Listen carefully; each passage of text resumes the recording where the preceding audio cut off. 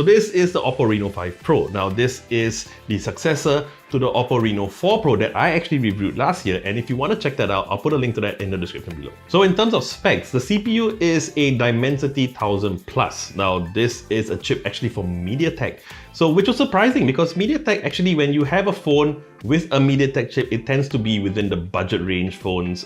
They aren't, in my experience at least, they aren't very efficient. Even for photo taking as well, it's not that great. So when I attended the launch of the Reno5 Pro and they actually announced that they were using the MediaTek Dimensity 1000 Plus, I was a little disappointed because the Reno4 Pro uses a Qualcomm Snapdragon 720, I believe. And this one was a MediaTek chip, so I thought, okay, you know what, that was a bold move, but it was supposed to be one of MediaTek's best chips. So, you know, I try not to think about any prejudices that I had about the MediaTek Pro, and I give it a shot. And of course, we'll talk about that later, but in terms of RAM, you get 12 gigabytes of RAM and 256 gigabytes of storage. Now, in terms of the display, this has a full HD plus resolution, so that's I think 2400 by 1080p. It's a Super AMOLED screen at 90 Hz, which is fantastic for a phone at this price. Now this has a 4350 mAh battery, very specific number, I don't know why, but also supports Super VOOC charging 2.0, which is fantastic. And man, that charger charges just really fast, which is great because even in terms of battery life, I would say it's pretty good. You can get a day and a half easily in terms of normal usage. Now on the Oppo Reno4 Pro, the predecessor to this one, if I'm not mistaken, and I don't have the phone right now to confirm, but that one had a dual SIM slot plus an additional micro SD card slot. Now the Oppo Reno5 Pro actually supports dual SIM as well, but unfortunately the second dual SIM card slot is also the micro SD card slot, so you're gonna have to choose between the two. Now in terms of design, you actually get two color options, alright? One is called Starry Black and the other one is Galactic Silver, so the one I have here is Starry Black. Now I have to say, in terms of design, at least for the Starry Black one, man, Oppo, you guys knocked it out of the park. It is beautiful. Now first of all, it is really thin. Now if I were to compare it with another phone, you might not be that obvious, but when you hold it, immediately you notice how thin it is. But for the Starry Black, man, I absolutely love it. Now, like when the screen is off, you can't even tell where the screen begins or ends. It's absolutely beautiful. It just looks like one piece of phone with no screen. Although, as you can probably see from here, it is a fingerprint magnet. But yeah, this black is absolutely gorgeous. You would think that black would be plain, but somehow, I don't know how they did it, but this black is absolutely beautiful. And actually, I think this is what Oppo is trying to achieve in terms of identity for the Reno series, because first of all, at the top, you get something that says Design for Reno, very sleek, very nice design, sort of reminiscent to like the Porsche design. But yeah, you know, if this is what they were trying to achieve, yeah, Oppo, you did a really good job, because honestly, at this price point, it is the best looking phone, and actually it might just be one of the best looking phones so far. Now moving on to the screen, like I said, it's a Super AMOLED screen running at 90 Hz, which is, again, it's fantastic for this price point. It's also got an in-screen fingerprint sensor that's really snappy, really quick.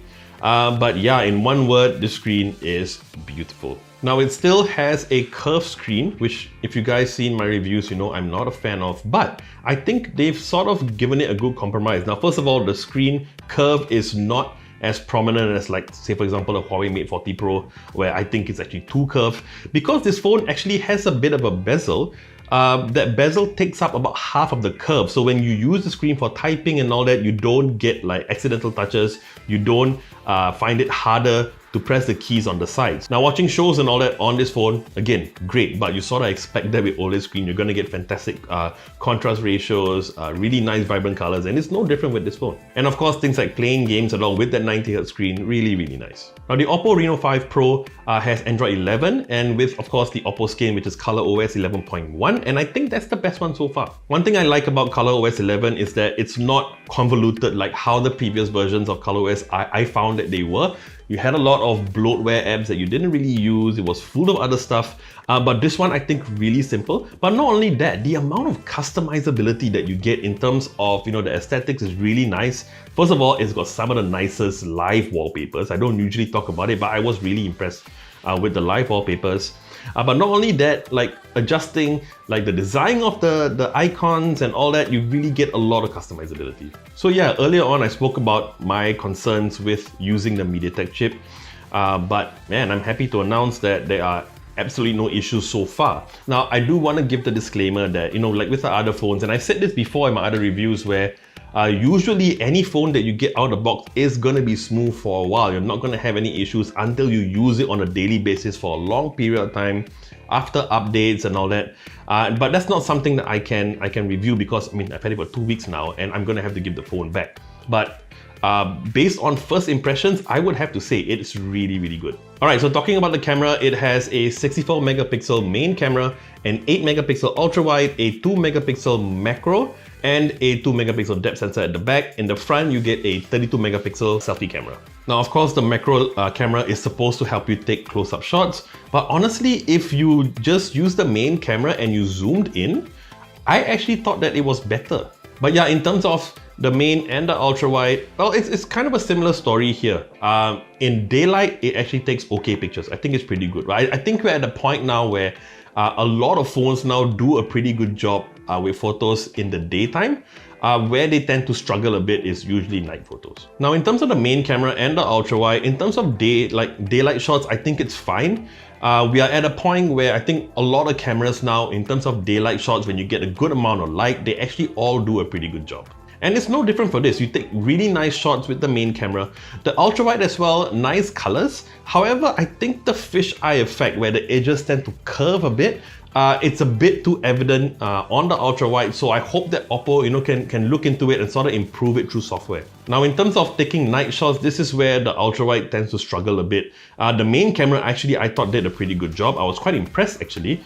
Some photos looked really nice on the main camera and actually looked better than using the night mode. Although certain photos it looked nice, but other photos, like when it comes to night mode, it just blew out the lights too much, and just using it on normal mode at night actually made it look a bit more natural. But yeah, on the ultra wide, I'm not a fan of some of the night shots. It looks a bit fuzzy.